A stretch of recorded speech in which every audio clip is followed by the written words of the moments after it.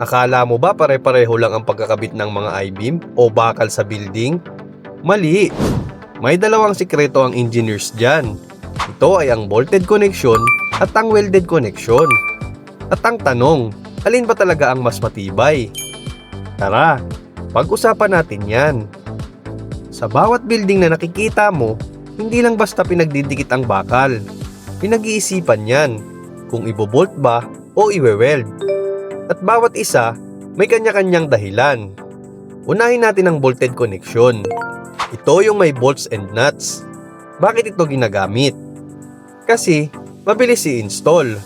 Hihigpitan mo lang, okay na. Perfect sa site na nagmamadali. Pero hindi lang yon. Ang kagandahan nito, may konting galaw. Kaya kapag may lindol o vibration, hindi agad napuputol. At ang pinaka-importante, kapag bibigay na, may warning. Unti-unting luluwag bago tuluyang masira. Ibig sabihin, mas safe ito. Ngayon naman, welded connection. Ito yung hinang. Dito, parang pinagdidikit mo ng permanently ang bakal. Walang galaw, solid. Kaya mas mataas ang strength at mas malinis tingnan. Perfect sa mga structures na kailangan ng matinding tibay. Pero may catch. Kapag mali ang welding o may depekto, pwedeng bigla na lang bumigay.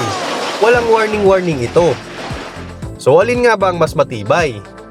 Kung lakasan lang ang pag-uusapan, welded connection ang panalo. Pero kung kaligtasan at real-world performance, hindi pwedeng wala ang bolted connection. Kaya sa totoong engineering, pinagsasama sila. Kaya next time na makakita ka ng building na gawa sa bakal, tandaan mo, hindi lang basta pinagdidikit-dikit yan. May engineering decision para sa connections niyan. Yun lang.